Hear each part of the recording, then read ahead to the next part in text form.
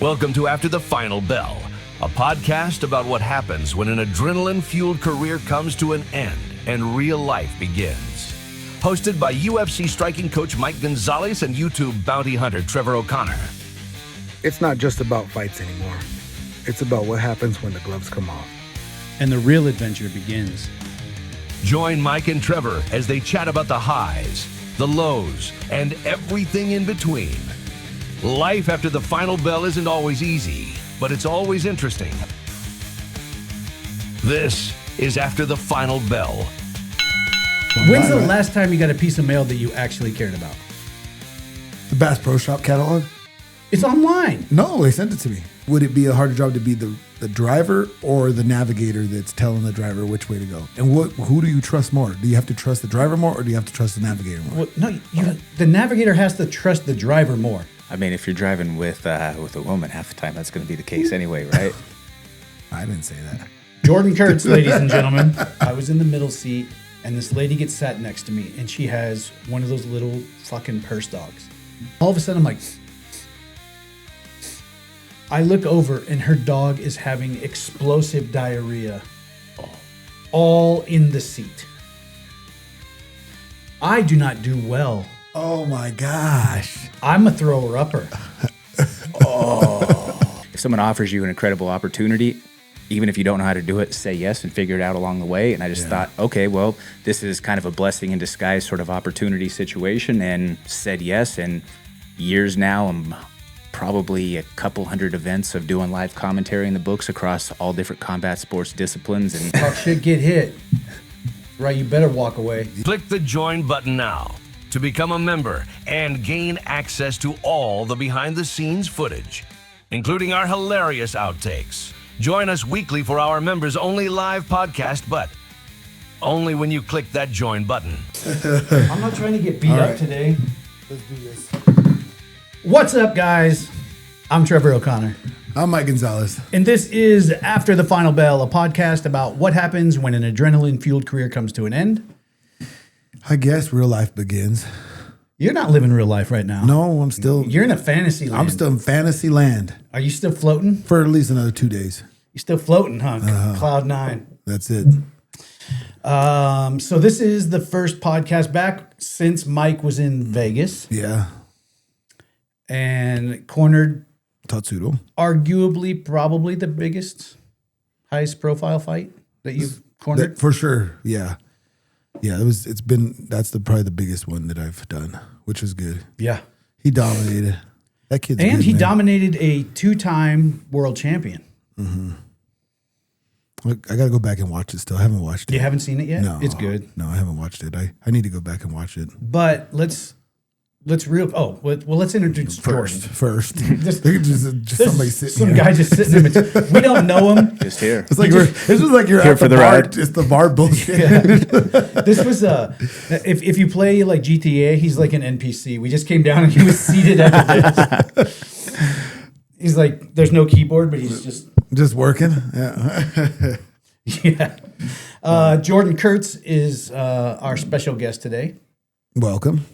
Thank you guys for having me. It's a pleasure to be a part of this. I mean, I've followed you guys along for quite some time. I mean, back to the original days of the Final Bell, and then Trevor, you bringing me on to start doing commentary way back in the day, and then now we get to do a lot of JJC stuff together. So I'm grateful to be here with you guys today. That was a very, very wide answer. Hey, I got to do what I can. Jordan and I do commentary together for the Colorado Jiu-Jitsu Club pro matches, which is a great time. It's great for me because I don't study. You just go. He knows all the competitors. He knows like the backstory to everything. The hard stuff. Dude, rather than just go all have I fun. do is yell and drop one-liners, and You're our DC. Yeah, I just get excited. That's all I do. Like my whole job is to just have Somebody fun. get you your notes. Show and go, baby. The first time I see the lineup, most of the time, is when I sit down at the table and the piece of paper is there. You're like, oh yeah. I'm like, okay. hell yeah, this looks good. It's a surprise to me. It's like Yeah. it's like going to a concert. And They bring out special guests and stuff. I'm like, oh wow, this is awesome. All right. Cody Brundage, nice. Yeah, then we got to have Dustin Jacoby and Jacoby Chris came. Gutierrez come in the mix a little bit for the show, so that was fun to have them there. Yeah, They both. grappled? No, they jumped in. Oh, they and, jumped into the commentary. In the commentary, Oh, sweet, sweet. they each called a match. Nice. Dustin called Cody's match because they're fighting on that same card in Australia, right? Yep, for UFC 325. So Screw that. That's too much taxes. yeah, that's 40% right off the Something rip. like that. Yeah, Coach Mark wasn't too happy about that trip and having to go down there. But for Dustin, at fighters. least, Dustin at this point in his career, he's doing all right financially. Yeah. And for him, he's basically said, this is an opportunity for me to go see somewhere in the world that I haven't been. Nice. Somebody who's traveled all over the world already with fighting, whether it was with the UFC or with Glory Kickboxing. This is just a chance for him to Yeah. go see One another more part. And place. he's like, well, hey, it's basically a paid vacation. I'm going to have to pay a lot of taxes in the process, but hopefully I go get the bonus and it kind of helps offset a little bit. Sometimes those are net zero. I mean, Yeah. Australia's fun. It's actually a really cool place. Like I wouldn't be opposed to going, but if you're asking me, I'm like, Wait. well, I can guarantee this. Watch.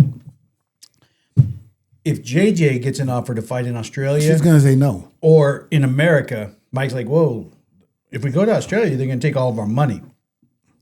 No, it's opposite. She says that first. If Tatsuro goes to Australia, he's like, I mean, let's go. let's do it. Because the other side of the paycheck doesn't. It doesn't affect me. No, yours stays the same. Yeah, mine. But if it's JJ, forget it. No, mine goes down.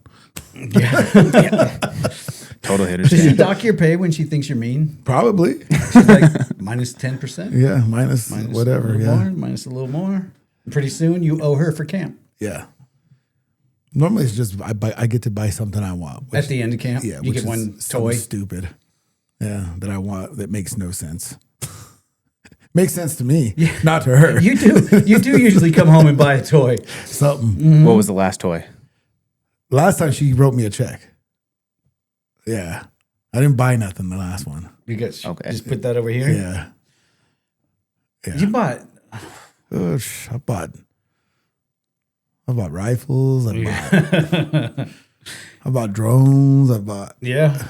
remote control cars. I bought knives. I bought swords. I got yeah. Just guy dumb Just stupid shit. Just stupid shit. Like I was thinking about makes putting no in my sense. 401k, but there's this sword. I want it. I can't blame you there. I've got a decorative sword piece at my place. Yeah, so- yeah.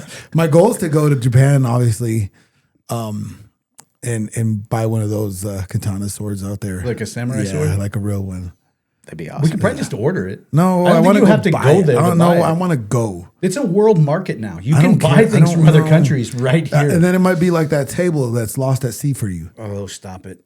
I could appreciate the authenticity, wanting to go over there and Yeah. have the experience. And Just pick one out. Like I don't want to hit buy online and somebody be like, there might be 4 of the same ones, and they're like, we'll send them this one. No, I want to be the one to be like, I want that one.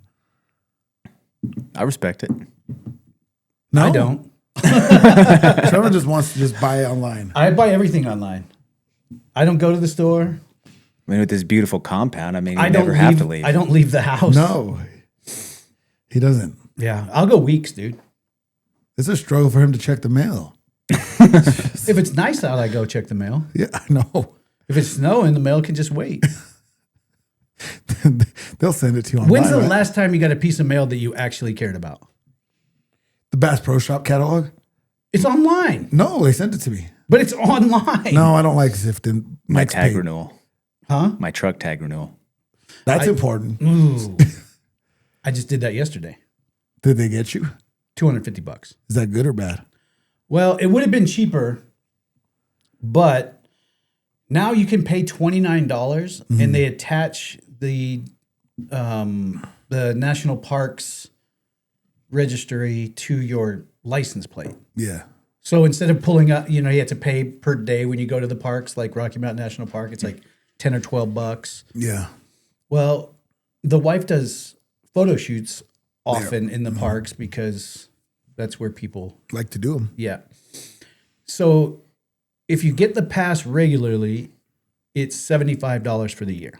Okay. If you get it through your license plates, it's $29 a year. Oh. So $29. She'll makes go more at sense. least to 3 parks to take pictures this What's year. it cost to get in the park? $10 to $12 a car. Really? That's how long I've been to the national park. You just sneak in the back, huh? Yeah. Around the gate. We're used to jumping fences. So I opted for that. Oh, that's a good idea. But now, Now, is it only one car? Like Yeah. the same car? You can't use your. now, unfortunately, if she's going to do photo shoots, She has to take. she's your going to car. take my car. Well, you don't leave anyway. Yeah, I mean that's true. But it's my car. Fair enough. Switch the plates. That's normal. You could do Or that. felony. It's only if you get caught. That's true. Well, she drives fast. Never mind. Never mind. Never mind. Never mind. Ticket. Never mind. She has a few tickets. Yeah. I mean, she hasn't gotten a ticket in Colorado in a long time. But she's heavy footed. Yeah, jeez. I was a little heavy footed last night. Huh? You were. Mike was nervous. I was. This guy can't drive straight anyway because he can't see. In the end, it was dark and it's pitch dark. I was like, oh, geez. Coming down the mountain, 285. I sent JJ a text saying, hey, if you can't find us, there's a ditch over here on 285. So just look in there. That's how I feel every time I'm in the car with Yusuf. He Yeah. can't see either. Or he can't drive. Oh no, he actually he's a really good driver, and I mean he has ridiculous reaction time. That's part of what makes him such a good fighter. But he takes Formula One to another level. He has like a racing simulator in his house, but then also like he treats the road when he drives like that every time. Oh, geez. And Does he know that none of us know we're racing? nobody else on the road knows that it's a race time. But yeah, we Nobody else on the road knows. It's only him. It's easy to win when you're the only one who knows there's a race. Oh, geez. Yeah, no, it's sometimes it's an experience alone. In his car, he used to keep a dash cam so he could get people's reaction as soon as he would gun it. And yeah, there's some pretty crazy. Oh, because he rolls a Tesla, Oh, geez. That's already fast. so no, it snaps you back on takeoff for sure. Yeah. And he Oh, yeah. probably always has it in that launch mode, right? Oh, probably. Whatever the fast go crazy sort of that's stuff launch is. mode, right? Yeah. It's stuck on there. Don't even come on. That's just the default. Lock. But I at least trust him just because he is that good of a driver overall. So I was like, all right, I just gotta just embrace it. I know that we're gonna get there, but it's gonna be a little bit of a gut test. Well, the entire last night time. was the opposite of that. Now that's a difference. I was fine. Mike looked like he was over here white I knuckling. was, it. I was like, I can't see. Like, there's no way I could read that. The camera breakdown on the wall. Nothing. I see like colors, some shapes, and then at night. forget it. Yeah, that's a different level of danger. That was enough for me. Like I should out next time I'm driving. So I just stuck it in. He was grabbing. Yeah, it's just like this guy's scaring He me. kept reaching up and grabbing the oh shit handle. Yeah. I was like, dude, I'm not even like really speeding. I can't blame you. I drive like a grandpa. Yeah, just cruise. I was cruising. You were not cruising. We were going downhill. I swear we were like in a rally car. You weren't navigating. I was trying, but I couldn't even. That's why I said, what would be better, to drive or to navigate? And I told you, in rally car, I'm driving. I'm not letting someone else drive and trust that they're going to listen to the directions I'm giving them. With the thing, What would be a harder job? That's what we were talking about. What would be a harder job? Would it be a harder job to be the driver or the navigator that's telling the driver which way to go? And who do you trust more? Do you have to trust the driver more, or do you have to trust the navigator more? Well, no, the navigator has to trust the driver more. I mean, if you're driving with a woman, half the time that's going to be the case anyway, right? I didn't say that. Jordan Kurtz, ladies and gentlemen, I did say that. single for a reason. These guys are bare. They're both over here like, woof, woof. I'm not touching that one with a 10-foot pole. Neither the hosts nor any part of After the Final Bell Is responsible. responsible for the comments made by the guest today. That's why it's comments from the peanut gallery. Right? No, you seriously, like, if you're in that situation, the person who has to have the most trust is the navigator, because he's not in control. And he's in a car with someone who is there to win a race and go as fast as he possibly can. But what if his girlfriend broke up with him and he's not reading the words right? Who, the navigator? Yeah. Do you just Dude, I don't even know that the drivers listen to the navigators because they say weird shit. you think Left 6, right 2, up 1. What the fuck are you talking about? Hard left or soft left? Let's go. I forgot to watch. I said I got to go down. It's That's like- what I'm going to do today. You're gonna watch rally car videos For in an car. hour. For an hour. You're, Yeah. you're gonna watch in car videos just to hear the navigator. Just to see. I would liken it to you have to know your fighter. Yeah. Okay, you're a corner. You have to know your fighter. Some fighters you can on the fly give them intricate directions on what you want them to do. Other fighters, you just yell, "Would you throw a fucking jab?" And that's all they can hear. If you tell me like, "I need you to 3-6-4, I need cross 2, blah," you should shut up. You're making me tired. I normally don't do numbers because I can't remember half of them anyway. Yeah, I just need like a word like tiger, and I know what I'm Oh, supposed to. one of those? Yeah. What if they said Tiger King? Then I take their back. Oh, okay. That means take their back and choke them? Or just Okay. take their back? I mean, whatever. No Diddy. Or all Diddy. I mean, if they're down for choking, I just know that's the cue to go there. right? I mean, we know where the Tiger King spent his time. I mean, I wasn't there, so I don't know. Dude, I slipped something in the commentary that Jordan didn't even hear, and it was the best. What'd you say? It was, I'm trying to remember. It might have been the Tafoya match, or I can't remember. But someone was inside closed guard, and I said, "Oh, so and so was trying to work his way out of the missionary position." And you missed it. No, I ran right through it because I didn't want to lose my Oh, composure. you didn't want to touch it? No, I didn't want to lose myself on the mic and just go off the rails, just trying to keep through on the play-by-play side. Oh, I You know, thought it was so clean too, and I laid it in just so soft and smooth. Yeah, no, Trevor's the only one who can kind of throw me off on my game there a little bit. When I used to have the show and host along with Ron Kruk on Mile High Sports, I used to be that guy throwing the zingers toward Ron, and I would try to see how many times per episode that I could get Ron's face to turn as red as Trevor's water bottle break right him. here. Yeah, just to have him like. Yeah, so sometimes when I hear him and it registers, half the time it's just so on the fly and it catches me off guard and like, and I gotta try to stumble my way going, through yeah. it. But with that one, I was like, okay, it registered. I can't play any mind to it. I can't let it go through because otherwise I'm gonna break character over here and I'm just gonna start laughing and not go through with the rest of the Dude, sequence. I said it, and then I paused and I glanced, and he just kept calling the match, and I was like, "That's no fun That's anymore." not fun. Shout out to Rice Superfoods, mushroom adaptogen coffee over there, keeping me locked in mentally. You are drinking that mushroom coffee. Yeah, How do you like it? It's a different taste from regular coffee, but I will say that That's as a nice far way of as- saying it's rough. No, I don't really like the taste of regular coffee anyway in the first place. I just drank it for the fuel. We were kind of talking about that with like coconut water and whatnot too. It's more or less Spit in your mouth. for for the fuel aspect of it, and it's way easier on my gut than regular coffee was. I just feel like it's way Regular less coffee acidic. is like a free enema, dude. Yeah, I mean You it's stay that, regular, and it's then clockwork. sometimes you get the gut disruption Little where you feel a bubble little bit of guts. a stomach ache afterwards, and this doesn't do that. But I also feel just as alert or a little bit more than I would with otherwise. And then Rise, they sent me this holiday care package thing that had a whole bunch of stuff with it, a bunch of different little flavors and samples of some of their products too. So it's been a good change. I've been using it for about a month now around in there, and I've liked it so far. I can give you a little care package, different kind of mushrooms. Yeah, I'm sure you can. Some of the magical ones right off the farm. Every morning. Every morning, Every morning, one little microdose. whether you need it or not. I get lost in the words enough. I need every bit of help I can get. I don't know. I don't know about the mushroom coffee. Though. I like coffee. You can't give Mike mushrooms anyway. No, they don't work. No. No. My body doesn't. Like, I've break 'em wasted- down right.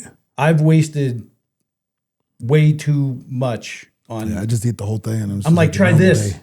He's like, all right, when I get home, I'll try it. Doesn't impact you at all. No. Dude, like 5 grams. Wow. Yeah. I gave him that's- like yeah. a full mushroom stem. I mean, this thing, Everything. But it doesn't affect me. he ate all in. My I was body like, doesn't break the things next down morning, like I was that. like, hey, how'd it go? He's like, I don't know. Most times I got to take a lot more medicine too because my body doesn't break down the medicine the right way. Interesting. Dude, if I ate 5 grams, I would be like, Where would you be in space? I would probably be like reliving my birth, crying about, All that stuff. yeah, things that happened when I was a toddler. I would just You'd be in the corner by yourself or what? probably. Oh shit. See, I don't want to be there. I'm trying to get you near there. I don't need to be nowhere near any of that. Have you ever tried?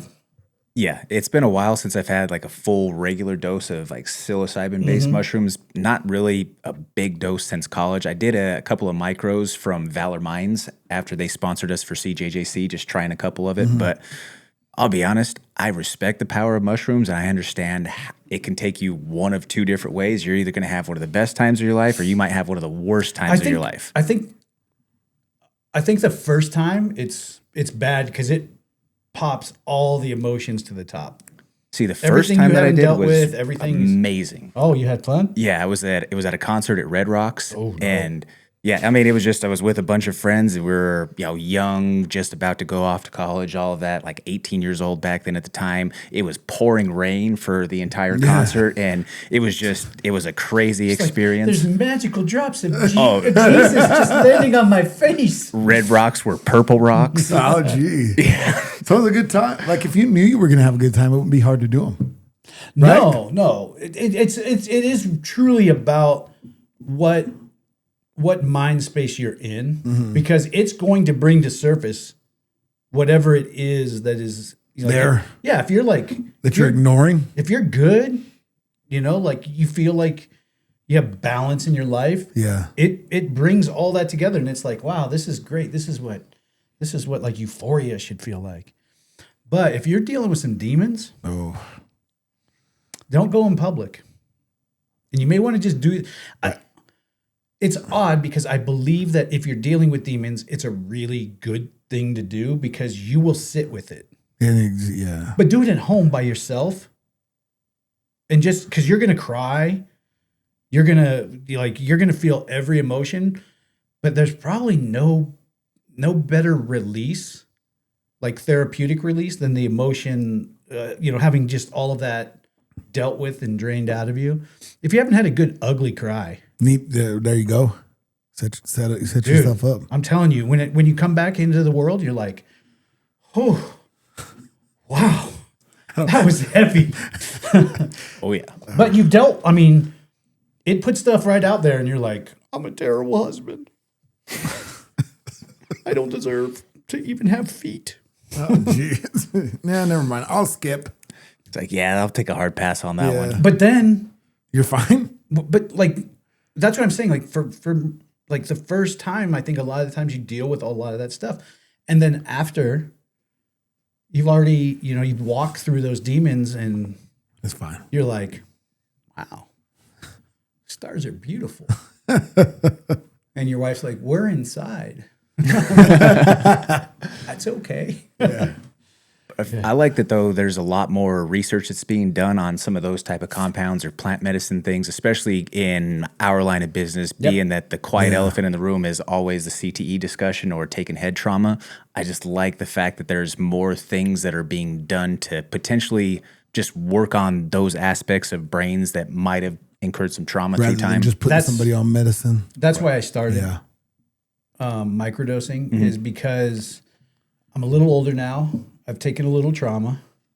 My head's been beat up a little bit. And sometimes I have trouble. Like I know the word, but I just I'll be like, can you hand me that vessel that holds liquid that you could drink out of? And you're like, a cup? And I'm like, yes. I'll just lose a word or I'll get stuck. But I've been microdosing, geez, it's 6 months now, At probably. least, yeah. And I feel like it's really built the neuropaths back together, and things are just firing in a better order. That's awesome. And I've heard that the ibogaine treatment has been working a lot or really well for people. Connor's obviously probably one of the most famous cases of it recently, but there's been guys like Cain Velasquez. And You don't think it was cocaine? I think it probably Wait, saved him from the demons what of is cocaine. that? What is that? What is that? Another way of mushrooms? That you just said? It's not mushrooms itself, but it's some other like psychotropic type of trip. It's a or neurotropic, yeah. neurotropic sort of thing. And it's basically something that, as I've been explained, you kind of have like an out of body experience, and it kind of makes you see like what the path would be if you continued on where you're at. So people who are dealing with addiction issues, or sometimes people who have some brain trauma in the process, it kind of separates you from the realities of those things, and for lack of a better term, puts you back on the right path. It's the Adjustment Bureau. Jeez. It says, buddy, you're supposed to be on this road over here. The hell are you doing? You don't even have a 4-wheel drive. There's a documentary that's about to come out with Cain Velasquez, Mark the Shark Irwin. Had Mark the Shark on my show a few months back when he was still the BYB champion. I think, who's the giant jacked guy that used to be out of AK, the big heavyweight, big white dude? I can't remember what his name was too. He looked the part. He was in a couple of movies, big old white gorilla looking dude. But yeah, just a few other fighters that were there on this retreat. And yeah, they basically all pretty much go through this trip experience. And Mark has said that it was a big benefit for him too. I think, But is I think everybody should go through a psychedelic. I don't know about all that shit. Everybody should go on a psychedelic trip and just meet themselves. Yeah, I think that it's also a certain thing that you've got to be ready to take on that crossroads. Or not. Yeah, I mean, if you're someone who is But still if in you're the thralls of addiction, not ready, if you're not ready, Do you know when I deal with things the best? when you're not ready, Right. When it just I drops don't and you're know. like, oh shit, I guess I'm dealing with this. I don't know, man. That would be scary to know that you. Yeah, but you live a good life, Mike. Like your demons. Yeah, but what if I'm not even supposed to be on? Hey, get your ass back over here. No, Go I'm work saying- at King Supers. but- Okay. But like your demons are like bad toddlers. yeah. My demons are like Slender Man. No. And where do you get this? Is that's why they all go to Mexico or something? yep, Oh yeah. Oh shit, I ain't going We'll over just- there either. Mexico, Peru, some of the places out of the country that have it legalized. And they have like full retreat centers. But yeah, I'm kind of the same way as far as like part of my demons help fuel me. So I wonder, I've always had this duality of the battle of, well, if I go make peace with some of these things, like does the drive go away? Does that little fire that burns in my stomach every single day to get up and go chase it, does that go away if I make peace with everything? Or does it let you understand why? It could very well do that, but my Maybe we fear just is do that it goes on peyote the other side. next week. What is just on the show? Just, You want to come back in? he's like, I'll watch. I mean, I'll You're coming on the watch. journey, right? Gee. Maybe entertain it. We should do, dude, if we did a whole podcast on peyote, it could last 15 minutes or 15 hours, and we wouldn't know the difference. No, gotta live in 3 lifetimes in one. Oh, yeah. How you spell this word? Pay? Well, it's a Mexican Indian word. There's one person in this room that should probably know. No, I don't do it. I don't. No. You could just use, like, speak to text. No, I hate that. I'm not into the whole Did you see Young Guns? young. You remember the movie Young Guns? No, I never watched that movie. Emilio, Jesus God. You already know. If it's a movie, It's like 100% everybody in the world has seen this movie. no, then 99 except point. for these two. Yeah. You Take it guys down were to watching 98. The Notebook or some shit like that. I didn't watch that one either. And it's a Western. And it's Lou Diamond Phillips, Charlie Sheen, Emilio Estevez. No, wait. This Kiefer is why I don't Sutherland. watch Westerns. They never run out of bullets. It's way more realistic than okay. some They of the ran other- out? But it's crazy. It's insane. It's the story of Billy the Kid, basically. Oh, I should have watched it then. You're messing Oh, up. I love Billy the Kid. I know. Anyway, so they're trying to make their way from, I think it's West Texas, back down to Mexico because they're in trouble, and they decide to go on a peyote trip, and the whole scene is huge. Like one of the guys is pulling out his gun. He's like, Well, "Did I don't you want see to. the size of that fucking chicken?"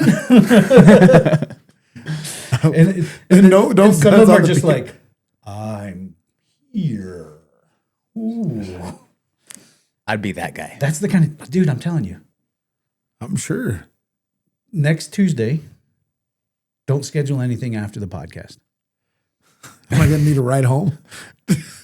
Maybe bring JJ. Or am I just walking? I'll walk. You'd be like, I'll walk. It's not so bad. Gosh. Are you ready? No. Drink this soda. You I'm guys no never fun. want to have any fun. No. They don't test coaches. For what? Anything. How many times have you saw it been to your house for you? Oh, never for me. See? They ain't got nothing to worry about.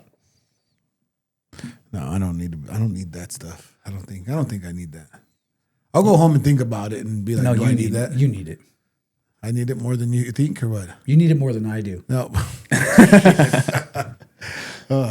This isn't peer pressure. No, I'm not doing that. I can't. Come on. Just a little tiny bit. No. It's not peer pressure, just slowly pushing you closer and closer to the edge. You're like a food pusher with that stuff. Here, have it. Here, Here. just try one. No. Carry on. What about some meclizine? I don't even know because I don't know what that is either. What is that? Fear and Loathing in Las Vegas? Hunter S. Thompson Oh, driving yeah, through talk the about the desert? mescaline. Yeah. Yeah, that would be crazy. Seeing bats out of nowhere. This is a bat country. Mike doesn't like to have fun. No. I could understand wanting to have some control. Yeah. Of what? We're not in control of anything. If you can at least control your mind, maybe it helps you with a little bit. Nah. I don't need it.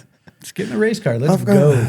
gone, I've gone this long without a lot of it, so I'm fine. Maybe you missed out this long. No, I definitely probably didn't miss out.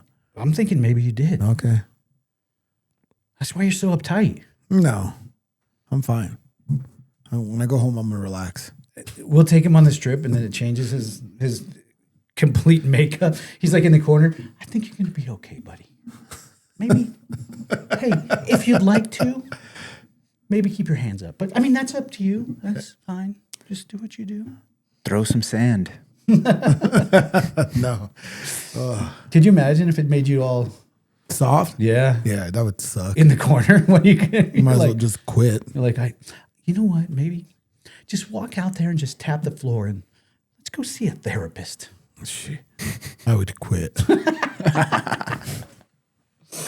I wouldn't even retire. I would quit. So the next time JJ fights, if it's as long as it's in America, we'll go and I'll just eat a bunch of mushrooms before the fight, and I'll tell you how it really looked. Okay. Yeah, please do. I'll tell you how you looked Yeah. Oh, yeah. as a corner Yeah. because I'm going I to hope see it's it. in America. I don't want to travel out of the country right now. Costs too much, It just costs too much. It really does. I'm not a fan and it's of that. bad for your bladder. Like, I don't, yeah. You know, Mike doesn't go to the bathroom on airplanes at all. Nope. Flew to Singapore, didn't use the bathroom once. Didn't pee. Isn't that 16 like hours. Oh my God. That's rough. I like the aisle seat for that reason. I mean, I like the aisle seat too, so I could just get up and on a flight like that, walk around, move my And legs. pee. No. Dude, I peed twice at Luke's house last night. I know. Let alone you'd go be living in the the bathroom in the airplane. For 16 hours? I'll take a nap in there. If there was a bidet, I would poop. You would? What if there's not and you need to? Then you're just pooping? Then I'm going to go to the bathroom as far from my seat as I can Oh, because I don't want to deal with that the rest of the flight myself. no. Thank you. Fair enough. Yeah. I don't like the window seats. My wife does. I used to like them, but the aisle seats is where it's at. Dude, Oh, you don't care? I love What are my you, a middle wife. seat? I love my wife more than I love myself. So you sit in the middle. So for the last 5 years, and you guys know how much I traveled back and forth, Yeah. I sat in the middle seat for 5 years. You deserve that though. As much as you make her go through, like you deserve that. I would say you deserve that. That's a look right there. What? I thought we were friends. We are, but your friends tell you the truth. I need different friends. The ones that lie to you. Oh God. Yeah. No. Me and Jerry don't even sit by each other. She likes aisle seat. I like aisle seat. So it's like, yep. You just get opposite aisle seats and ride it out? If we can. If not, sometimes she's up front and I'm back. No. Vice versa. She gets the window. You get the middle. She gets the window. I get the middle. 20 minutes in, she's out. And so what are you doing? So she should just sit in the middle, and I should be able to have an aisle seat. At least then I can get up and move. Has anybody ever slept on your shoulder Her? next to you? No. No. That's happened once to me. I'm like, all right, I guess. Did you curl them in a little bit? No, I'm just like, then when I want to move, I'll just, No, if someone fell asleep on me, dude, I would pull this. you just, you think they would be upset? And then they wake up, and I'm like, hey, man. You asked for it. You ever had the bubble guts on a flight? Oh, yeah. I was going to say, it had to have happened at least with Dude. all that you travel. I think I told the story probably a year ago. Okay. We were flying from Denver to Miami. And Kristen was in the window seat. I was in the middle seat. And this lady gets sat next to me. And she has one of those little fucking purse dogs. Not in the carrier, just holding it in her lap like we all want to play with her fucking Dog. rat. Well, first she's on the phone, like using WhatsApp to make phone calls, and the flight attendant came over like 3 times, like, listen, you can't be on the phone on an airplane. That's one of the 5 rules that we have. There's only a few. That's one of them. And so she kept trying to like find the way. Like she put the one AirPod in, and then like put her phone in her pocket. But then she's just like having this conversation out loud that everyone is just knowing that she's on the phone. So finally, the flight attendant was like, "Listen, last warning," and she was like, "Fine." Well, I'm sitting in the middle, already irritated because she's been talking at full volume on the phone for an hour. So you know what's going on. Oh, All right. I was going to solve some problems for her. I'd heard everything. All of a sudden, I'm like, I look over and her dog is having explosive diarrhea all in the seat. I do not do well. Oh my gosh. I'm a thrower-upper. So, I mean, luckily it was contained in her side. But still, it smells. Gosh. She just gets up and takes the dog to the bathroom, and obviously she's trying to clean the dog, but she just left the chair completely shit in next to me, and I'm like, oh no. Are you regurgitating? Like 15 minutes she stays in the bathroom. And then she comes back with like 5 of the hand towels from and she's like just kind of smearing it Everywhere? Just like a squeegee. So for the rest of the 3.5 hours, I got to smell ass-cooked dog shit. I'd have been pissed. Oh, dude, I was hot. I was absolutely fuming, but I have to fly all the time, so I just didn't want to be the guy that caused a big fucking problem. I'd have elbowed her dog probably. But, I mean, because she was the cause, but my retaliation would have been what was seen. They'd have been like, oh, this guy's a problem. And I'm like, no, I promise. Yeah, I don't want to be put on a list. I'd never want to be on a bad flight like that. Oh. I'd rather, like, if it's crying kids, I don't care. I don't know. Like, I don't care. But So the second we walk into the airport, Yeah. I put my headphones on. Yeah, me too. And I turn on noise canceling. And that's the last thing I hear until we get off of the plane. That's always a good idea. Whoever created those is a genius because I've not heard a baby cry on an airplane in 5 years. your noise canceling should be standard On everything. On an airplane. At least on an airplane. Well, how can you noise cancel an airplane? No, everybody should have them. Nobody talk to nobody. So in the front of the seat, there should just They be. should be there. Put them on. Then you got someone else's funky earwax rolling Or around. buy your own. Yeah, I'm bringing my own. I'll bring my own. You ever had somebody try to be the conversationalist, the person who just like keeps on trying to talk to you, or do you not even open? I up don't to mind it? that actually. I've had it I don't mind it. probably twice in the last 5 years. I actually engaged in the conversation, and I ended up having like a 4-hour conversation about nothing. But did the trip go fast? Kind of, but you know when you're just kind of done with the and you're like, oh, that's crazy. Yeah, but you know what? That's crazy. Why through don't the you six just one put of your those. headphones on? Well, because I've already taken my headphones off because they started talking to me. And then, I mean, is there a bigger FU than in your mid-sentence and I just go, But if you did it, Gotta I wouldn't go. be surprised if you told me that was something you did. yeah, no, I'm that guy. But Yeah, I mean, there's no problem with that. with most people, I mean, I've had people try to have conversations with me and I just go, oh.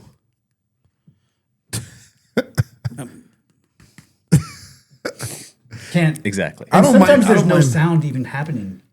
It's just I don't want to talk. It's just quiet. I just need quiet. I don't mind talking. But for some reason, twice in the last 5 years, the person that like started the conversation as like, this could be interesting. Yeah. Because one of them was an old lady, probably 70. And I think I was wearing a t-shirt. And so I'm sleeved. And she's like, oh my, you have a lot of tattoos. And I was like, let's fucking see where this goes. But we ended up talking the whole way. And I think I know everything about her grandkids that's ever happened. That's good. So you know her whole family. So you're pretty much in. I think I'm going for Thanksgiving this Yeah. year. Next year. Yeah. All right. Got to remember a number. Yeah. Do you chat it up? I try not. I do the same thing. Headphone routine, kind of antisocial in that sense. But the last time that I was on a flight out to Vegas for the Baroka and XFC show that I worked a couple of months back, and it wasn't on the plane itself, but it was on the ride, or excuse me, in the line waiting to get through check-ins and all of that at that process. And it was just some older guy who seems a lot more, has his ducks in a row now, but definitely was gangbanging hardcore back in the Battled day. some shit. Oh, for sure. That was like, oh, it's kind of the same thing that you said. Let's see where this conversation goes. Like he had like a rolling 60s tattoo, everything that I could see like right there. So like I say, like, I mean, I could tell like, this guy, he's been through some shit in his life or gone through some things, but is probably, early 50s around in there at that point. He said, oh yeah, my daughters, I'm meeting them out there. They're going to some concert that was going on in Vegas at the same time. Said, I'm just out there to make sure that, they get from point A to point B safely and blah, blah, blah. So like, okay, that was a cool little conversation that I had. But you got lucky because it was at the check-in, not right next to you for 4 hours. Yeah, not through the whole flight. So, but either and way. and from here to Vegas, it's an hour and a half. Yeah, it's an hour and a half. It's not bad. And I mean, by the time you're up in the air, they're like, all right, go to the bathroom. All right, now get back in your seat. We're getting ready to Land. Yeah. Yeah, so It's that one wasn't bad. Though. It's the long flights where you got to worry, like the 4+ hour flights where you're like. Now, the ones that annoy the shit out of me are the Uber drivers that want to be super conversational. I know it's probably just kind of making their day go by faster or by driving, but it's like, man, I just want to have my headphones on. I hired an Uber so I don't have to think. I'm just going to sit back here. You drive. Yes. When I did Uber for a little bit just to do it, I always got the vibe of them. And I could tell If when they somebody started wants chatting- to talk. if they started like if chatting you to you just a get little in, how you doing? Good, and it's quiet. It's like, cool. This is a quiet ride. Let's go. which is fine. Mm-hmm. You know what I mean? But if I wouldn't talk if you didn't want to talk because I know how I am. Sometimes I don't want to talk to Me Yeah, on air. yeah, exactly. Yeah, and I usually take the early morning flights. Oh, okay. So it's, I'm still kind of halfway asleep in the Barely- process. You don't even want to be awake, It's just really. like I just want to get from point A to point B, and I hired you. I called the Uber so I don't have to be the one, or I'm out of town and I'm flying out early that next morning, so I don't have to be sitting at the airport all day waiting to fly back. And yeah, I just want to get from point A to point B, and maybe God forbid I get a 20-minute power nap on the Uber ride over there in the process, but you won't shut the hell up so I can get a little bit of shut eye here. Yeah. You always know it's going to be the questionable Uber ride when you get in and you can smell the cologne scent as if it's punching you in the face. I'm like, oh, this is going to be a chatter. Yeah, I've had some interesting ones out in Vegas too, where sometimes like, oh, you know that they're tweaked out of their mind. Like it's 5:30 in the morning, and it is like German house techno, just boom, boom, boom, just pumping, and this guy's sitting there white knuckling on the wheel. Like, oh man, please get me there. It's like your rally car story. Like, we're gonna get there in a hurry, or we're gonna die in a hurry. One or the other, but it's gonna be fast. It's gonna be fast. Just one of those. Okay, close my eyes and hope that we get there. I should Uber. What? You should do it? Yeah. I mean, you should. I'll just make up a different story every person I pick up. And then you could have a dash cam for inside, then you just post them. Just make up a whole completely different ludicrous story every passenger and just see if they come along. Well, because Uber drivers love to tell you their whole life. Anyway. Oh yeah. That's what I like. That's why I like to talk to the Uber drivers when they're driving. Yeah. Normally, when I'll talk to you, like because I want to hear your whole life. You want to hear about the 3 baby mamas and why you're driving Uber just to pay the child support. Yeah, that way when the door shuts, I'm like, I'm normal. I'm good. I like my life. I feel better about myself now. Oh man. Yeah. We got to get Jordan out of here in just a few because he's got grown up stuff to do. But we need to talk about Jordan and what Jordan does because what's it like? How long ago did we do commentary where I just drug you in? It was either 2018 or 2019 for a No Mercy show down in Colorado Springs. We're in Colorado Springs, and at the time, Gary and Natalie, I was doing commentary for them, but they had their own one guy that was their in-house commentary guy, who they were kind of on the outs with a little bit, and they wanted me to come and match up with him and do commentary, and I was like, as long as he knows what's going on. Well, we get there, and Natalie's like, he's not showing up. And I was like, okay, well, that's a lot of me talking to myself. And I was like, can I get someone? And she's like, well, if there's someone you think you do it. And Jordan and I had spoken a few times at different fights and talked a little bit about what was going on and what he had going on. And he was there. Just walked through the door with Yusuf. Yeah, you were there with Yusuf, and I don't know which fighters you had there, but anyway, I'm like, hey, you want to do commentary? And you were like, I've not done this before. And I was like, here's the deal, dude. All you got to do is talk about what you see, and I'll throw the sprinkles on it, and it'll be a good time. And he was like, are you sure? And I was like, yeah, we're going to have a good time. And this was long hair Jordan. Yeah, this was early. He had hair down to like here.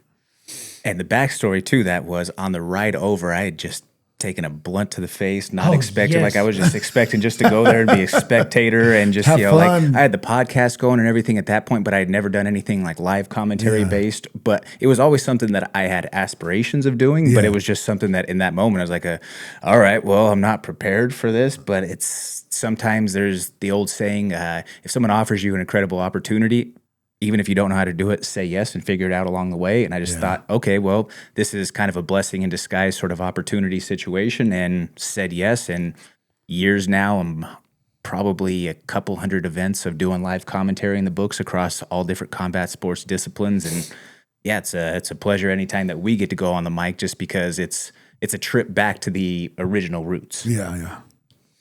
Now he does it all the time, and I'm like, you're the fill-in? I'm the sidekick. No, I'm just like, wow, that was cool. Yeah, I'm in the middle of a stretch right now, 4 events within 5 weeks. So it's sometimes it's a lot to prepare for to do it the right way. But at the same time, I love being a part of it. I look at it from a vantage point of it's something that I get to do. It's not something that I have to do. Yeah. And that's how, because Mike and I have done commentary for J.R. Chavez. Mm-hmm. I've done it for Top JR2 Shelf. for Top Shelf Boxing. Yeah, Top Shelf. His MMA shows. He's twice he brought us down. Yeah. Yeah, I was there for the last one that you guys did. And It's fun. it's just so much fun. It is fun. because there's no pressure. It's the thing. It's like you get to sit in the best seat in the house and give your opinion about what you're seeing. Yep. And I mean, at least 50% of the people disagree with you, That's okay. which is fun. I mean, that's great. But Mike does the same thing you do. I'm like, Mike, just just call it straight. Yeah. Just paint a picture of what you're seeing, and I will flavor it for you. And we have a good time. It's a good. That's a good time. I don't know about for a job. I don't know. Right, but when you just get it, But just to do it, it's a really fun time. yeah. Done it for local shows, done it for a regional show before. It's for me though, I like doing the local scene a lot of times because I feel like it gives me a different sort of perspective, and it gives me an attachment to some of these fighters as they grow on and progress within their careers. You know, I've got to see from the very beginning guys like Elijah Smith, who are now in the UFC and tearing it up. Luis Goulet, Markel Medeiros was one of our amateur champions for Combat Club. I mean, even back to some of, Caleb Crump was on that very first show that we did together. Yep. Just guys throughout the years. Zach Paunga was on that card, and now he's gone on, was on The Ultimate Fighter, was Dirty Boxing vet, has done Karate Combat. So just a lot of these guys who have gone on to do bigger, better, brighter things. It's a cool attachment point to say, hey, like, I remember when this guy was just barely dipping their feet in. Exactly. You're able to root for them the whole way. Sure. You know what I mean? I mean, not unlike Yusuf, who, I mean, we're all pretty friendly with Yusuf, but we put him on Paramount cards because I just fucking love the kid. Oh yeah, that's one of my best. I'm like, I friends will in the find world. you a matchup every time I put on a card, and then just watching him work his way through, his career and where he's at now. I mean, he's definitely he's a hot commodity. I mean, he's everything that's going on with the UFC. He's at every event lately, and all the extras, and doing all the, the promo appearances with UFC. Good stuff. Yeah. Good stuff. And it's such a beautiful thing to see. Again, sort of just when I first met Yusuf, he was 20 years old, still only, I think he was about either 2-0, 3-0 right at that point. Very young in the game. I mean, was still doing all of his finances by hand, tracking all of his lessons and everything that was coming in on just a little piece of paper, like handwriting spreadsheets, had a little cash box, and then through the years now has built himself up into a global icon and a superstar, getting to do all of these major appearances, being there through both of our trials and tribulations over the course of almost like 10 years now. It's just, it's so awesome to see that he's getting to do all of these things because he's earned all of it. It's not something that he's just being given, or he hasn't had the silver spoon treatment or anything along getting those cut lines. and coming back. I mean, that's probably the hardest. Going and winning 5 fights during that tenure as well, going through some life hardships, and then now being able to bounce back from it. It's just, it's an incredible story. If we can just keep girls away from him. I won't touch that one. If we could just keep Yusuf single, He'd be fine. he'd probably be a world champion. That's sort of the path that he's on right now, and he's self-recognized that, hey, I'm not in a position to want to be in a sort of spot of a marriage or anything like that right now at this stage of my life. I have a goal that is very much in mind, and I'm going for it. We'll just do a dating game with him. We'll pick his next. It doesn't matter what piece of content that you want to do or what sort of situation. If you have Yusuf involved, just make sure the red light's on. Oh, Because it's pure entertainment, no matter what you do. I'm saying he's blind to it all. We go through a process and pick his girlfriend. And what do they do? You'll get some content. But we've got to find a girl that's not going to mess him up That's impossible. and get him all twisted up. She's going to look like Olga. I think she's got to be like 6'1", 225. Knit. No, you don't know. Dang. Because dude, the problem is he's got such a big heart. Yeah. And he loves people and he loves things. And then, you just watch him get twisted in the wind by some of these girls out there. Yeah, and he's a selfless person in the sense of way back even when we first met, like I say, he was still very young at that point. No money, no anything along those lines. Didn't even have a car when we first met, but multiple times I was still commuting back and forth from Fort Collins. Hey, don't go back and forth tonight. We got to be at Landau in the morning, whatever, blah, blah, blah. Just stay at the house. And he would make dinner. He would open up the home, just giving about everything that he could possibly do. And yeah, I kind of want to date him now. Yeah. I mean, hey, But that's how a lot of those Gotta take cultures, care of you. that's He's how a lot of those cooking? cultures are, though. He's making a bed for me. He's cooking I think dinner. well, that's no how a lot bullshit. of the cultures One of the best are. chefs that you'll meet Yeah. that's not an actual chef or formally trained in that sense. Like that's one of the things that he just loves doing for himself is trying different like culinary techniques and trying different recipes and whatnot. That's they did a video segment with him over the summer called like Halal was the Law or something along those lines. But yeah, he's a master chef without being a chef itself. I do the It's same because he was a thing. broke fighter, had no choice but to learn how to cook. I do the same thing, but it's called DoorDash. Like different cuisine all the time. time. I got my hands in there. Fair And enough. I just go, Just hit that Send. buy button, sends it to the door. That way you don't have to leave the house. Just and I'm we like, talked baby, about. look what we got. Yeah, you made it. Do you put it on a plate? I should, huh? I need to order, when she's at a photo shoot, I need to order DoorDash, And then just put it on. plate it all, mess up some pans a little bit, and be like, Look what I did. look what daddy did. Yeah. As soon as I said that, she'd kick me in the face. Yeah. Because you knew you were lying. Oh. Yeah. So moving forward from we 2018, 2019, we do commentary together. You kind of all of a sudden just catch fire and you're doing commentary. I mean, I think you were calling like bum fights in an alley just because somebody asked you to. At that time, you were like, I'll call anything. So you called fight after fight after fight after fight. And now you've landed yourself in a pretty good position. I mean, you've had the podcast, Comments from the Peanut Gallery. And that pretty much evolved into the MMA plug once COVID came around. Ron Kruk with Glory, with LFA, with BKFC when he was still with them at the time.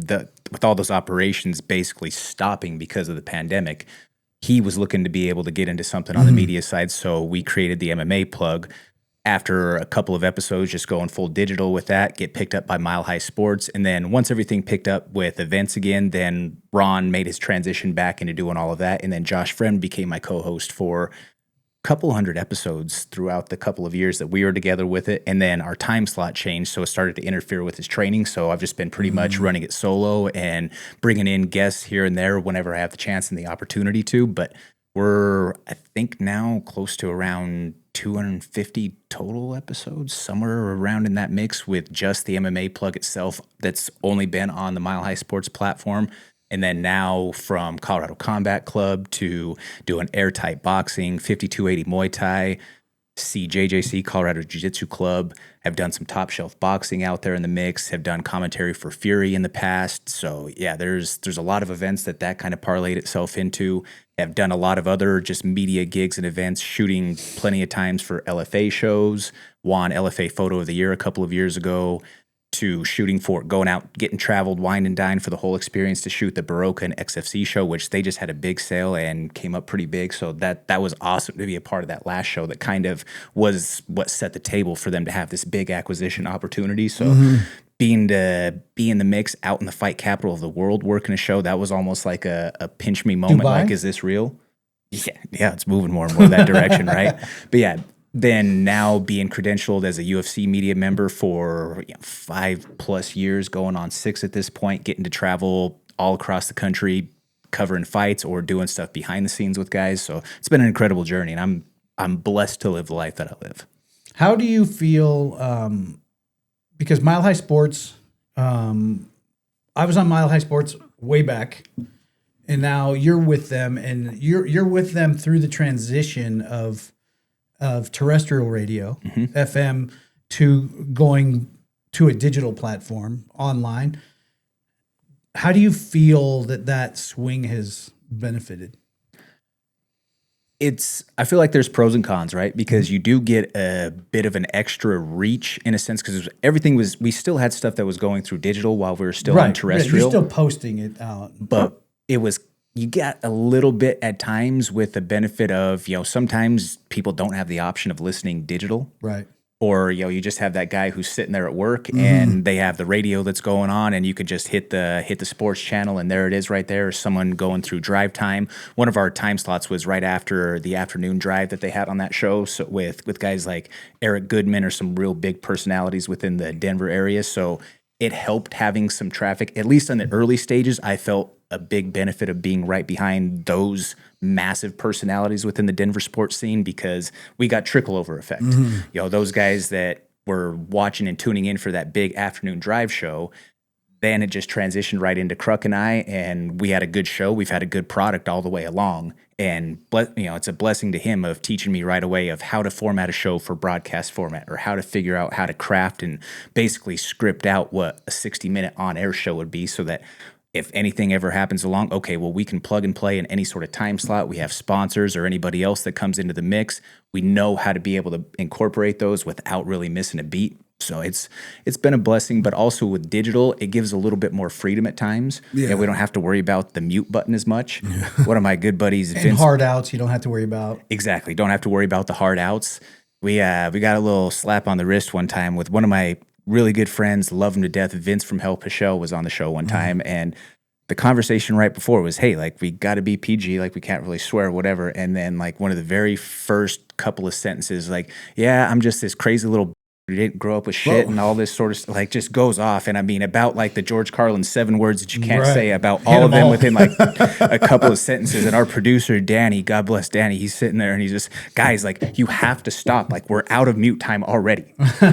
So yeah, fortunately it flew under the radar and we didn't get anything big in terms of fines or sanctioning along those lines. But yeah, that allows for some freedom for a little bit more, now being fully digital, I mean, you don't have to. There's no FCC violations. No, it's just more or less. It's more channel wide. They want to make sure that you're meeting a standard, I'm guessing. Exactly. It's more channel wide, meeting a standard, and especially because we're already within the mixed martial arts world. We're already kind of like the redheaded stepchild of the sports game or sports media. Mm-hmm. You guys see it from the big events. There's fewer and fewer big outlets that are out there covering it just because of the way that MMA media gets treated as a whole.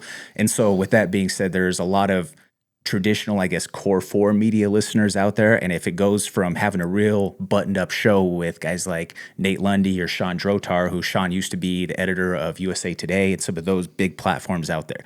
Well, if it goes from being a real professional and polished buttoned up product to just letting it fly left and right with crazy colorful language or whatever else, then yeah, I can understand where it's an issue for some of their potential sponsors, advertisers, viewers, and whatnot. So I try to keep it. Play over there. I'm kind of. We need new MMA media guys. I'm sick of the ones that are there. To be honest. At the fights? Yeah, just in general. It's the same stupid fucking question every fucking time. It's just dumb. There's just a lot of outlets that are putting less and less resources into them. I've had a lot of friends that worked within MMA media who they got laid off over the course of the last few years. Or if you were to ask maybe one of the more pressing questions, because there's a lot of stuff that should be pushed back on as far as like top-down level questions toward the brass or Dana or Hunter, whoever comes up there from the admin level. There's a lot of stuff that should be questioned or pushed back on, but if you go and ask some of those hard questions, well, next show that you apply for credentials, you don't get them. Yeah. So that being said, there's a lot of the outlets like, well, why are we going to go then spend this money to send you out there on site or on location to go do this if it's basically going to be an all for naught situation? Well, in devil's advocate, the UFC doesn't care. They don't. They don't need these media outlets. They are such a juggernaut of promotion that it doesn't matter. That's why they don't credential. They're like, oh, that guy was a pain in my ass. Yeah. Get rid of him. I mean, if it got to the point where the post-fight press conference was just Dana walking out, giving the rundown, and then leaving, and there's not a question asked, like that would probably be just fine with them. Yeah, I've worked with guys like Luke Thomas and those sort who now, like, Luke doesn't, he's not an on-site guy anymore for those things. John Morgan's not around anymore. Obviously, everybody knows the whole dynamic with Ariel out there in the mix. I'm not a big Ariel fan, but I respect the angle that Ariel still comes from an area of true journalism, trying to push back or ask some questions. But he also likes to touch. Oh yeah, he's a needle poker, and part of why I'm not a big fan of Ariel in some ways is because some of the stuff he does is a little bit snaky. It's clickbaity, a lot of it. That too. But there is also the elements of true journalism. Yeah, that I don't are mind him his work. asking the hard questions. No, but it's just I hate the clickbait. I just want to watch him ask the hard questions with Nate Diaz or Nick when Nick's like, I thought about just beating your ass. Yeah. People like you from where I come from, they get slapped. Yeah. I would just need new ones. I like guys like Ariel who will ask the question that everyone is like whispering about. Well, the big one right now is the from title shot at 55 that they're talking about, or he put out a whole big, reaction piece to the announcement for that fight, and with Arman not getting it, and with Dana saying prior to the Dan Hooker and the Arman Sarukian fight that, the winner of this fight is going to be the number one contender, and then a couple weeks later the announcement comes out that it's Justin and Patty. I'm not mad that Arman's not getting the title fight. Well, for the Ilya record. was in the mix when the Dan Hooker fight was still on. Right. So when Ilya takes the time away, it changes the whole landscape of things. And Arman is not someone that you can hang a star on. When Arman's also a dickhead. Well, I'm just like, no, but purely from an optics point of view, Ilya is a star and he's got charisma, and you can put him in a fight with Arman because the A side will carry it. Right. You take Ilya out of the picture, and now you're saying Arman is the number one. Who's he going to fight?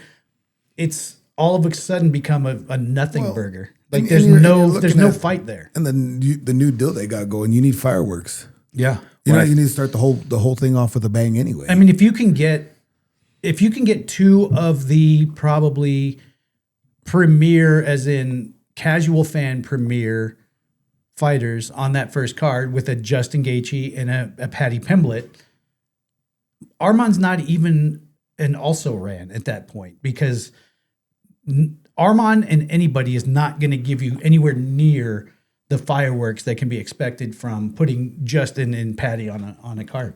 Definitely. And I think that it's pretty evident from what the first Paramount promo that they put out was that they were looking to do Paddy against Ilya. They were looking for that fight. That was the one that they were going to do. Everyone was trying to fish that one and out. Even if that would have happened, then you would have got the people still been pissed. There would have been pushback because Paddy, if you're talking about the top three guys, if you will, or contenders potentially for that title shot at 55, it was Arman, Justin, and Paddy, with Paddy being the third guy in that mix. But there's a much bigger storyline based off of the history with Paddy and Ilya. They had the altercation at the hotel. Sure. He calls Ilya a hand sanitizer boy and all of that from bouncing that off of his head. Sure, when they were Yusuf. out there in Qatar. Yeah, exactly. Yusuf move right there.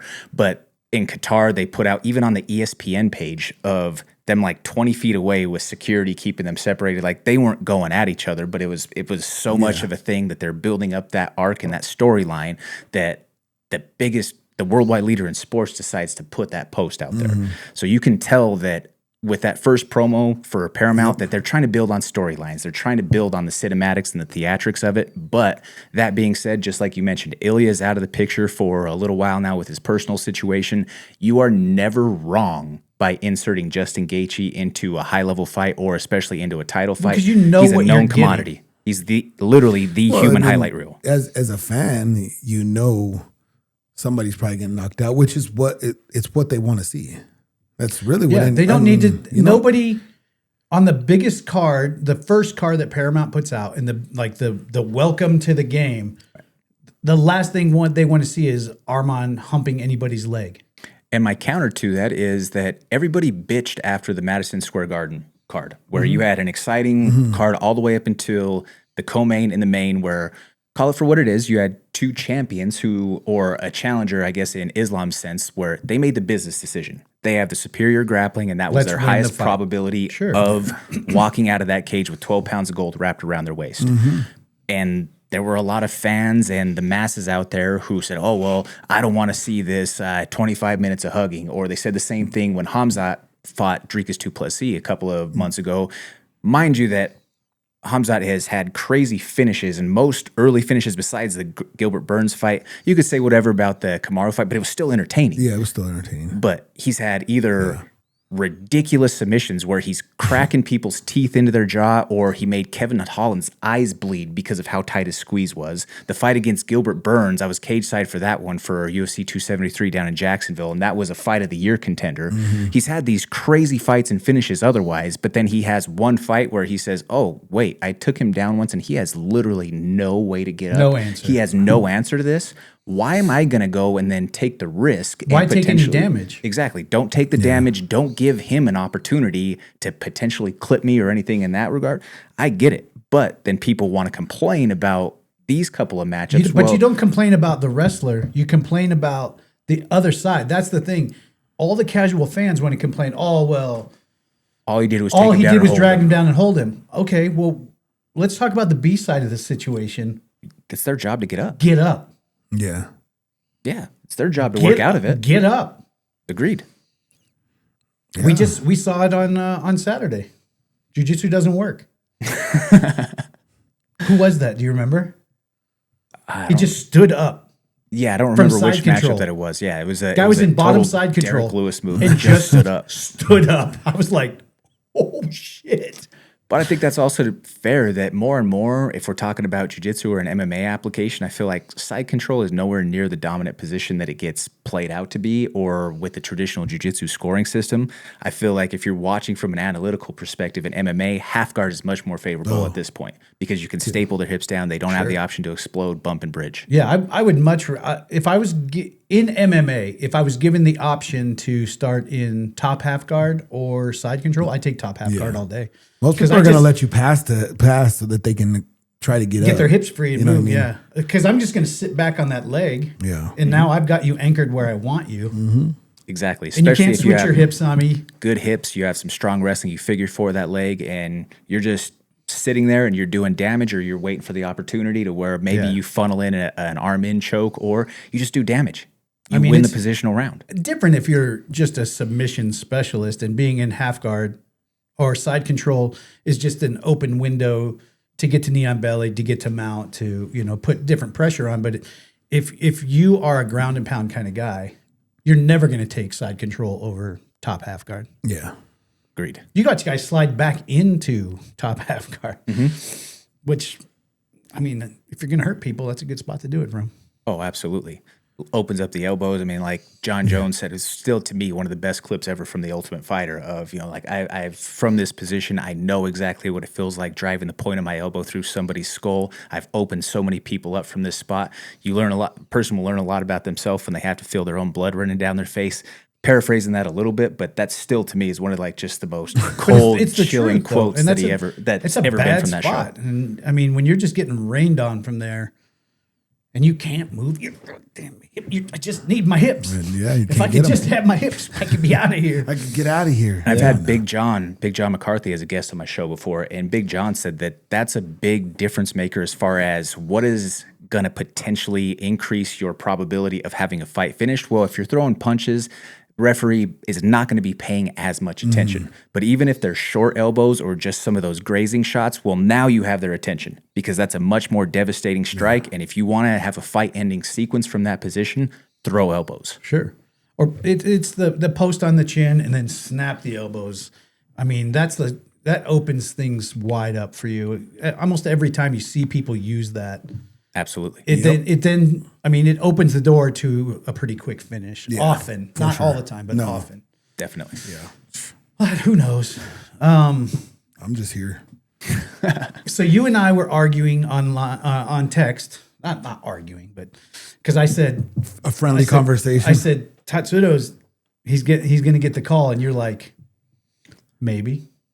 He's like, well, Royval hasn't fought yet, and if, Royval, which is we just talked about it last night. Yeah.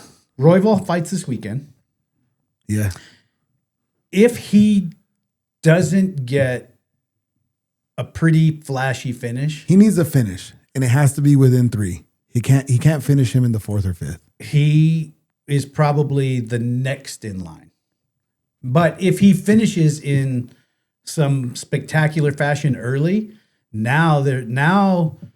Shelby you could and Hunter, argue. 'Cause yeah. I think I like, so I have a different way of looking when I coach fighters. Brandon's the only one that I've ever had to corner against that I like still. Most times I don't shake coach's hands.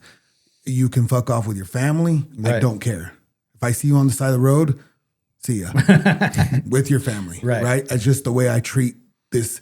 It's us against them. It's us against them, and it's war. It's war forever because you either took something from us or we took something from you. Right. And I know it hurts you because it hurts us. Right. So, and Brandon's really the only one that I really truly like because I think as a human, he's not so much a fighter because I think he's a great fighter, but I like him as a human. He's a good, real you know good what I mean? I really like him, but I think he's a way better fighter than Manel. I really do, but I think he needs a finish, and it has to be within 3 if he's going to be talked about. He'll be, well, it depends on Pantoja and his recovery. For sure. But I mean, I could see a rematch being talked about with Brandon and Tatsuro for if Pantoja was like healthy and could like, fight soon. Right. Then he's going to get that chance to get his lick back. For sure. And it sucks for Pantoja because he should get another shot, but I also feel that the UFC, they are like, they want to keep belts moving right now. Let's get the old guys out. Let's start moving these new. You know what I mean? Well, or if on injury they're not holding up whole divisions anymore. They're like, hey, this shit has to keep moving. Yeah. So because we've gone through periods of time in the UFC where a champion is injured or a champion decides he's going to take some time off, and you watch a whole division just turn into a traffic jam.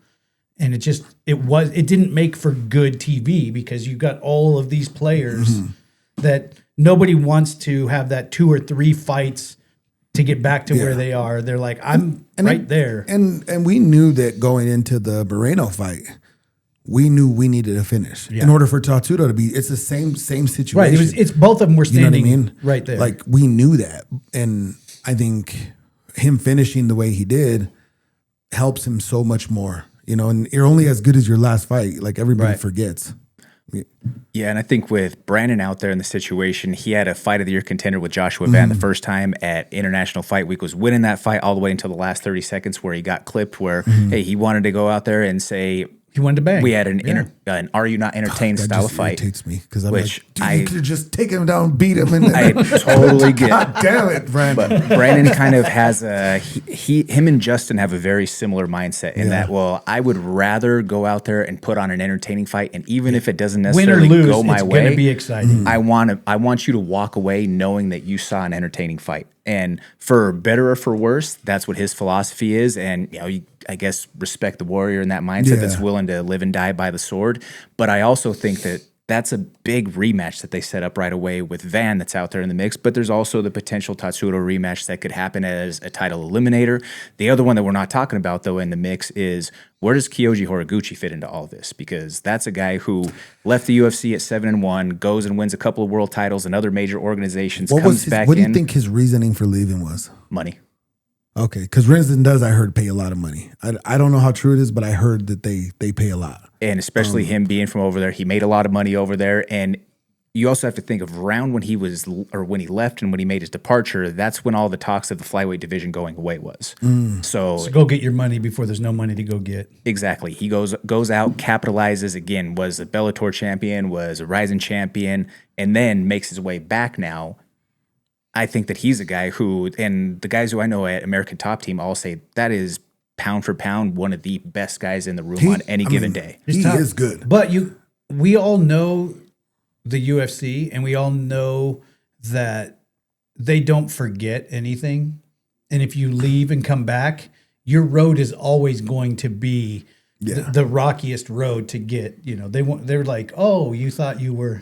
It is until they start playing the geopolitical game and they understand that he brings in an entire, just like the same thing. I think the UFC, the one thing they don't control is the Asian market because Rizin and One and they that's what makes them really I feel like the UFC is already like a super global power with the promotion, but that'll just make them that much better if they can control of that. Well, that's where you get him or you get a Tatsuro who.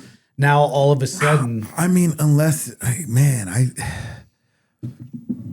my only pushback on Tatsuro getting it next is that you don't really lose anything by having him have potentially one more fight in the process because he is still so young in the process, and you still have more time to continue to build his star power. Whereas there's a couple of these other guys that it's a strike right now sort of moment as far as where they're at with their prime and whatnot. Like, because I truly believe Tatsuro is so talented. He's going to be a future champion. Yeah, that's why they put him with Moreno, though. Yeah, because they were giving Moreno the chance to either show up and shine, or it was going to be that passing of the torch to former two-time champion. Do you think that Mark Smith's stoppage left any bit of a shadow of a doubt to a certain extent? Here's the thing. Because Moreno being the former champion at that, a lot of the general consensus from the people out there was that, well, you got to give that guy a little bit more respect to kind of push through it. I think you In got certain situations you do, but this was an inevitable position. He was in a bad spot. He was in a bad spot. And I don't disagree. He was in the spot where Tatsuro is the absolute toughest. I mean, we've seen it time and time again. If Tatsuro gets your back like that, you're either getting choked or you're getting, slept. And it was not getting any better for Brandon. Yeah, so Brandon Royval, not Moreno, he felt the same thing. The thing that saved Brandon is his toughness and his don't quit. Yeah. He just does not. He kept He scrambling. doesn't know how to quit. Right. You know what I mean? He just doesn't. Moreno's never felt something like that. And when you're put in a position like that, I feel like Mark Smith is in a weird position to stop that fight because you're either damned or you do, damned if you don't. Sure, if you let it go on and wow, the ref extra damage. Why'd you let that fighter take that damage? I don't. He was not gonna get up. And just reading his body language when he stood up after that first round, I was like, oh, he's done. His legs were burnt. He's done. Our thing was I was like, when I left, because I don't say much because obviously the language barrier. Right. I try to speak 3 words. 3 words. So my advice to him after they gave him when I'm walking around the backside, I said, hey, stay focused. And he shook his head and I said, that's all because if we stayed focused, I knew that we could get there. Did I think he was going to TKO him? No, I thought he was honestly going to choke him. Really. Yeah.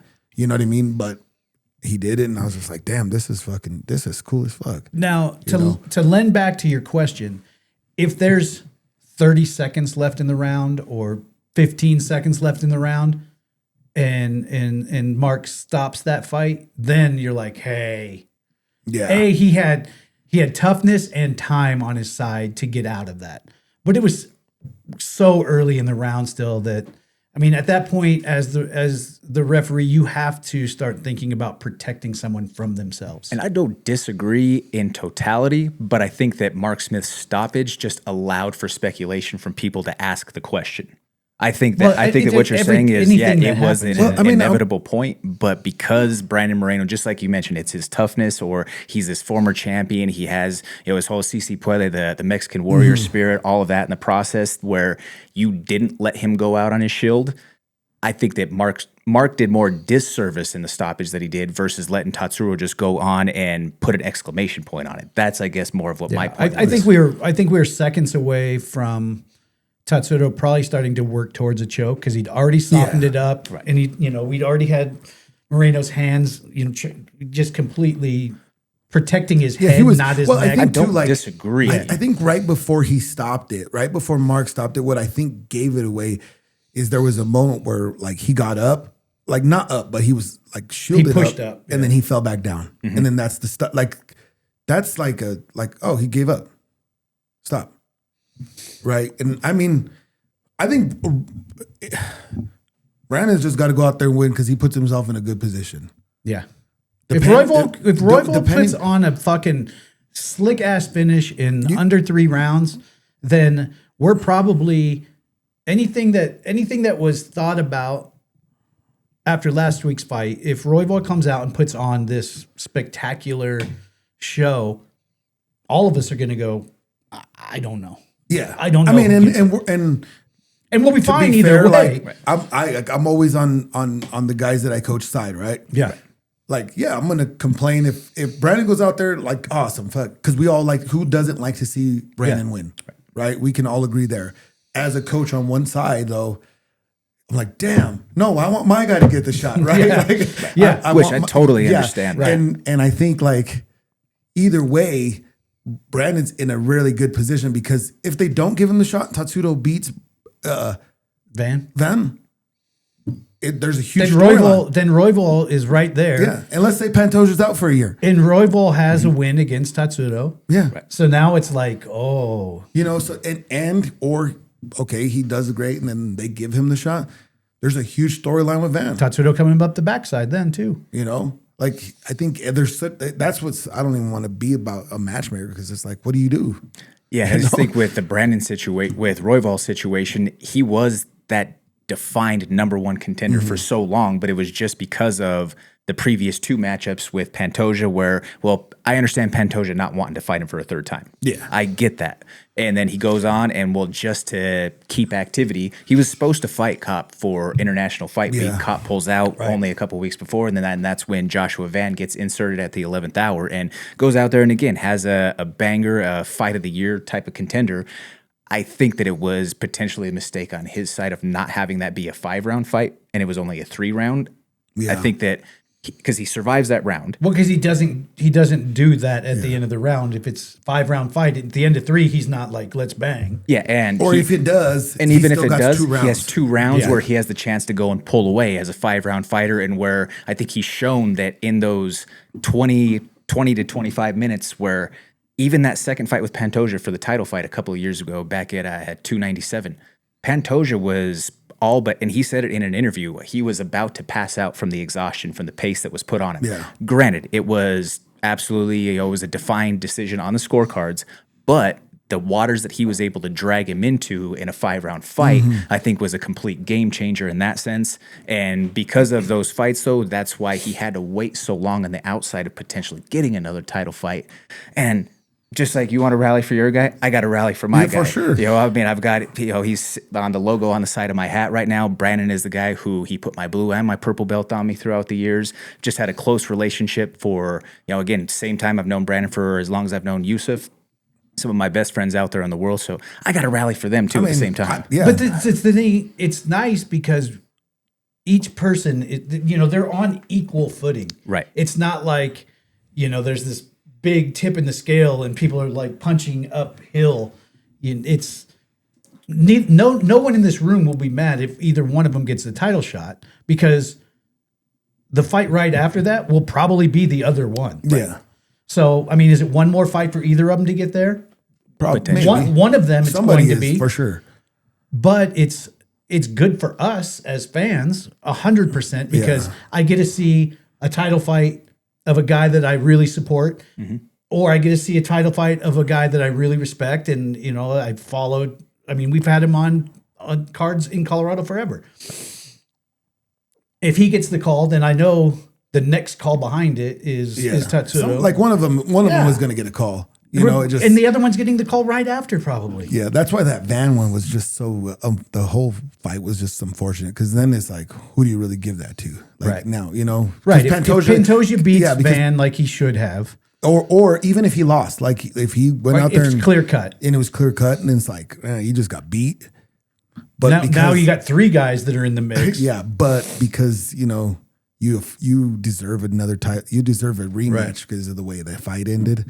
It's just like those moving parts kind of suck. I mean, you know, Royval wants to get that lick back real bad. It was like, as a fan and like as a guy that really supports him, like, because I do like Brandon, like he's one of the only people for a long time, like, and I've said this to a lot of people from Factory X, that really always said hi to us. Yeah. And for me, that's important because I'm like, oh, this dude's pretty dope. Yeah. And not that everybody else didn't have to, but he was one that would come out of his way. He made a point to say hello. What's up? You know what I mean? And so like when he was fighting, I'm like, just put the pressure on him early. And when he started in the end of it, I was like, dude, where was this? You could have, because that pressure's real. Yeah. And I only know it's real because of when he fought Tatsuro. That's what Tatsuro's inexperience, because he was so young. That's what got us. Yeah, he couldn't keep he was you know what I mean? Overwhelmed by the pace. It was just, it's a very hard pace. Not everybody can keep that pace. Right. You know what I mean? For 5 rounds. 3 rounds, still hard, but it's manageable. Right. 5 rounds, you're puking. You know what I mean? You got to go to a very dark place in your mind. Absolutely. You know? So either way, it sucks because Brandon and Tatsuro will fight again. Yeah.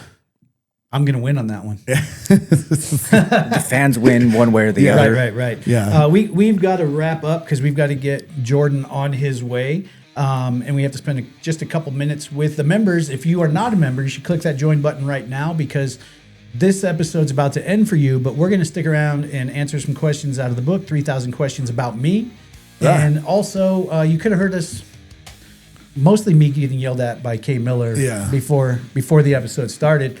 If you're seeing this on public release, you're missing stuff. It's $1.99 a month. Click the join button. If not, subscribe, share, turn on the notification, do all the dumb stuff. Oh yeah, join us on Wednesday. And for Sunday. if you hate everything we've said, share this with 7 people. that maybe you'll say the same thing, and then have them share that with 7 people. There we go. All right, we're out. All right, see ya. Bye. All right. You're not going to say bye? Goodbye, people.